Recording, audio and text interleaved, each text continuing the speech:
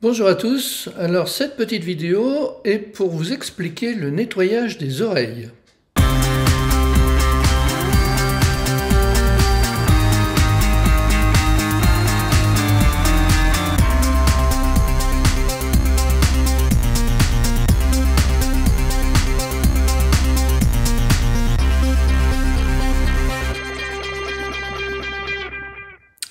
Alors le nettoyage des oreilles, évidemment, normalement tout le monde devrait savoir le faire, mais le problème c'est qu'il n'y a pas d'éducation carrément là-dessus.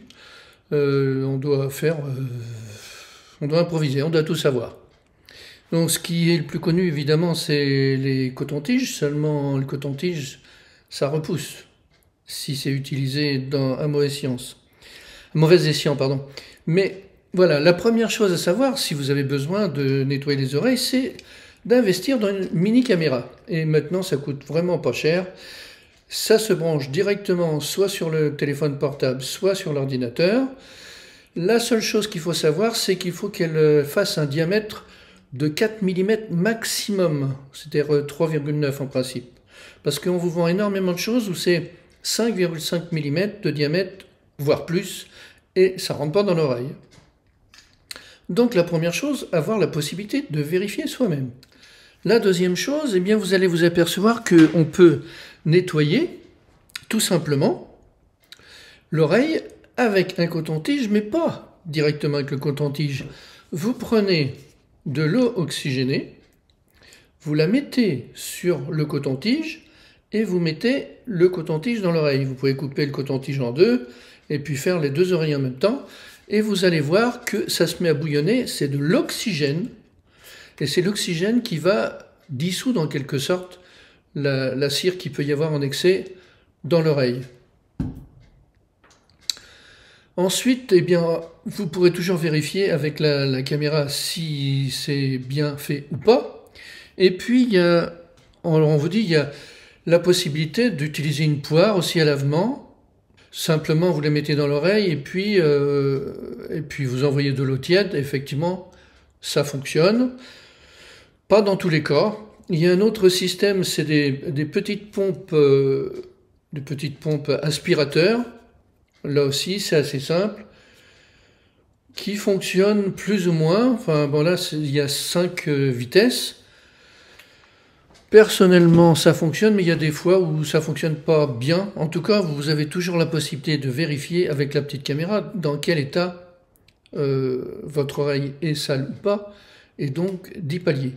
Il ne faut pas attendre que l'oreille soit bouchée pour la nettoyer à l'intérieur. Quelquefois, donc, c'est une démangeaison qui vous alarme, mais il serait bien aussi de prendre l'habitude de vérifier régulièrement.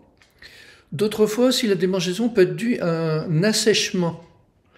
Alors là, donc, on peut mettre une goutte d'huile d'olive par exemple, dans l'oreille pour que ce soit pas sec, quoi. Enfin bref, que ce soit hydraté et que ça coule sans que ce soit irrité, parce que l'irritation peut être due à un assèchement.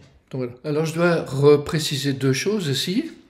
D'une part, en ce qui concerne les bougies Yopi, eh bien, personnellement, j'ai expérimenté, j'ai vu strictement aucun effet, mais vous pouvez toujours essayer. Peut-être que ça enlève des énergies négatives, mais alors je ne sais pas du tout lesquelles. En tout cas, en ce qui concerne le nettoyage de l'oreille, personnellement, j'ai jamais vu de différence. Autre chose, quand le nettoyage ne se fait pas simplement par la première méthode, vous pouvez mettre carrément de l'eau oxygénée dans l'oreille, quelques gouttes, il n'y a pas de danger, et puis faire mijoter en quelque sorte l'oxygéné qui va bouillonner, bouillonner, bouillonner jusqu'à temps de se calmer, et puis avec un jet à la poire pour nettoyer un peu plus. Par contre, dans cette méthode-là, ça va nettoyer un peu plus ce qui est cire ou peau morte, et à la fois ça va régénérer, puisque c'est de l'oxygène, régénérer le tympan et la zone. Donc il ne faut pas le faire 3 ou 4 fois de suite, il faut le faire une fois par jour pour laisser le temps à la réaction de que le physique se refasse en quelque sorte. Donc il faut le faire une fois par jour, oxygéner, nettoyage de l'eau chaude, enfin l'eau tiède, et puis pendant une semaine maximum. Au-delà, après il faut laisser faire le temps, et puis si vraiment il y avait un problème, aller voir un spécialiste, puisque des fois effectivement ça peut être un problème d'une maladie, d'une sorte d'otite interne qui crée les problèmes. Donc, nettoyage, non pas directement avec le coton-tige, mais à l'oxygène. Vérifier à la caméra, c'est facile maintenant.